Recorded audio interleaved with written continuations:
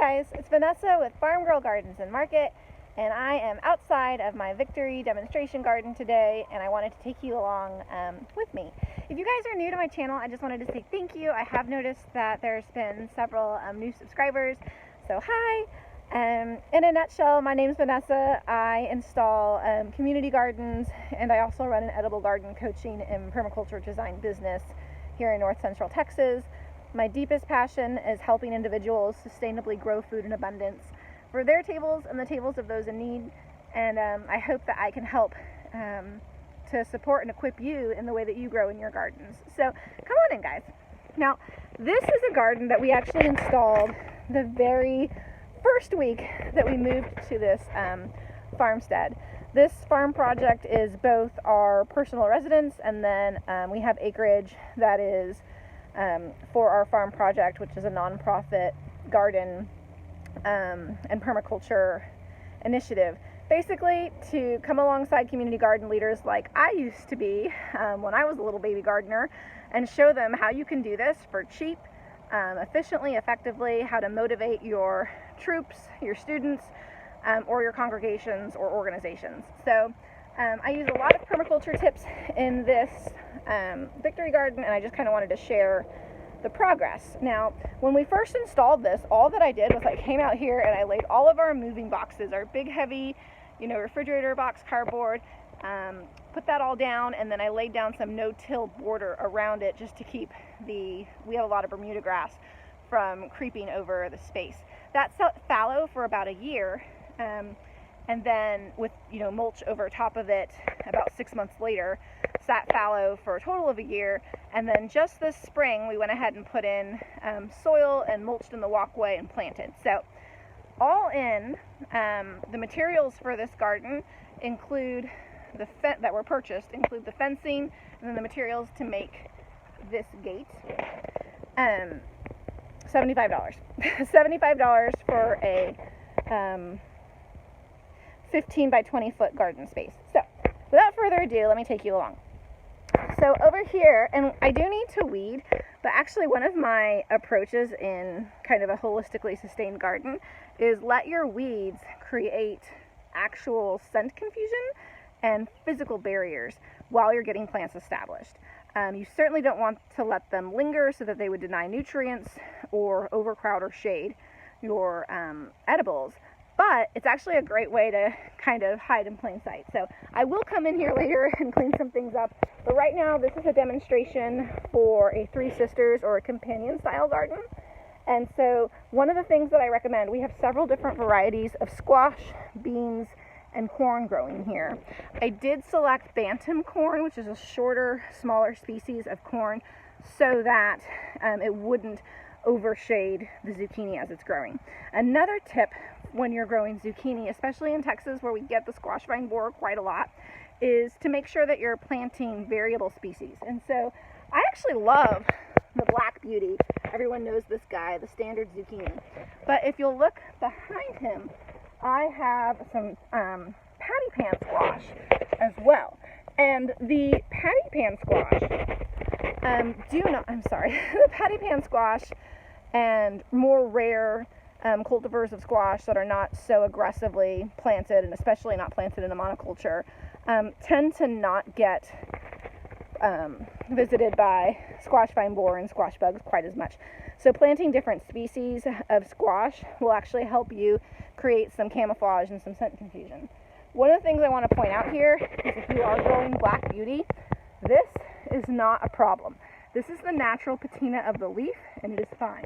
However, do you see those white spots here? Let me try and get this. Do you see these white spots? That is powdery mildew.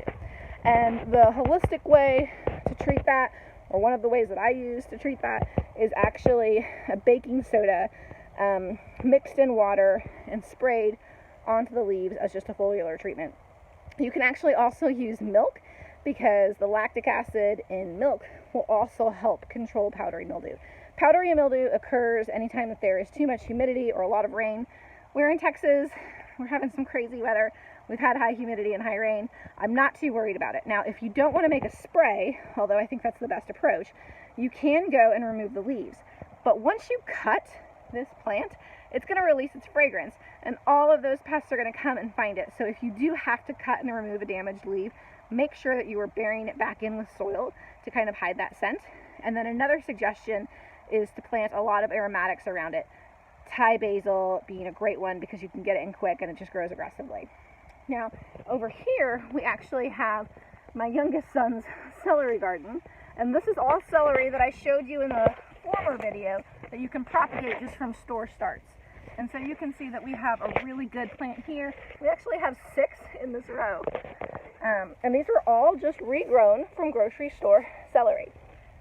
So definitely, if you are experiencing shortages of live plant starts in your area, please go check out that video. I will link it somehow so that you can see how you can propagate from organic US-based grocery store starts. You can do that with celery, bok choy, green onions, quite a few things you can actually regrow. You can even make your own sweet potato slips and seed potatoes.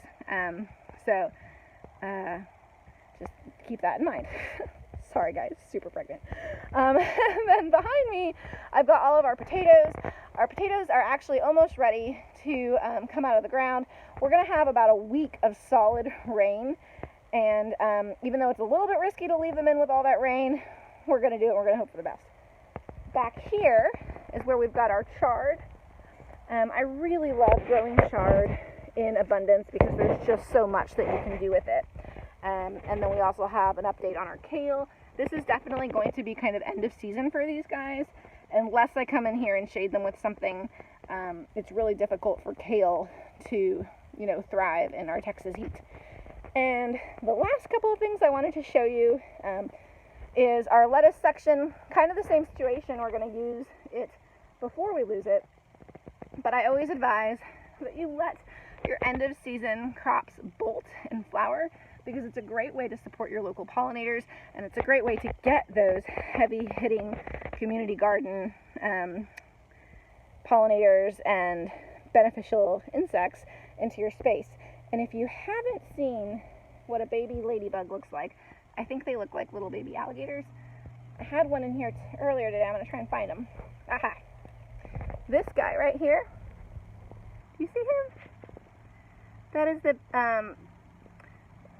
life cycle right between where he was pupating, and pretty soon you'll see that this little shell, sorry, can you guys see it? This little shell already has the dots. He's just not quite in the right shape yet. He will eventually form wings and then be able to be, gosh, I'm so tired.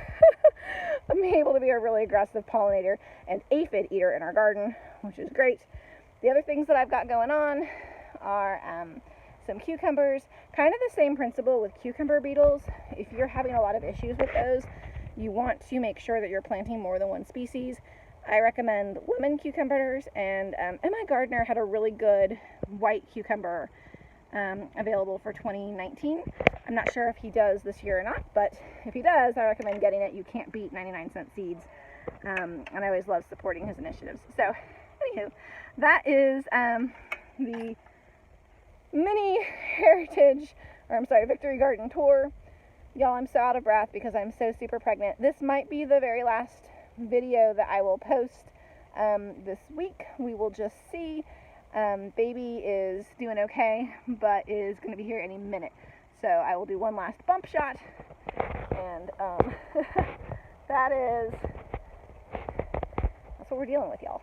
So I hope you guys are well, and I look forward to growing with you more as we start our farm project. Bye, guys.